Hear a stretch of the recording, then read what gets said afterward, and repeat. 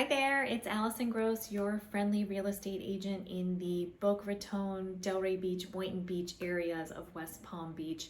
I am giving you some information today.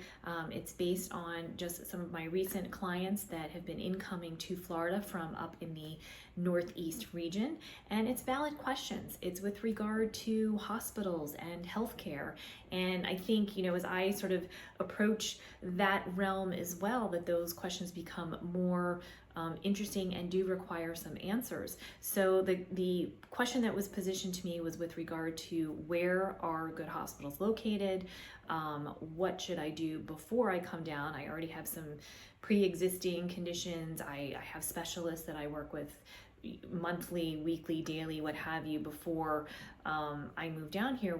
What should I know? And so I had to do a little bit more research myself. If I'm going to a new location, what is the best thing that I can do? First, I would speak with your doctors and your specialists up north.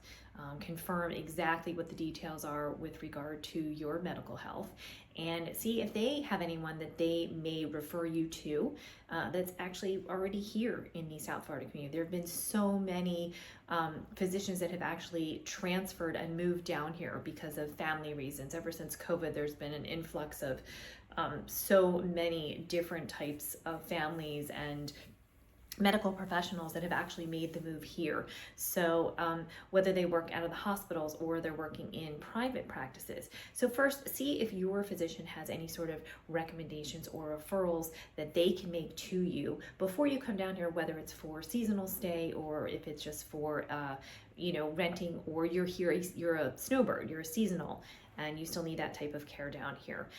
Second is I would go ahead and do some research. If it's insurance related, see where your insurance transfers down here in South Florida.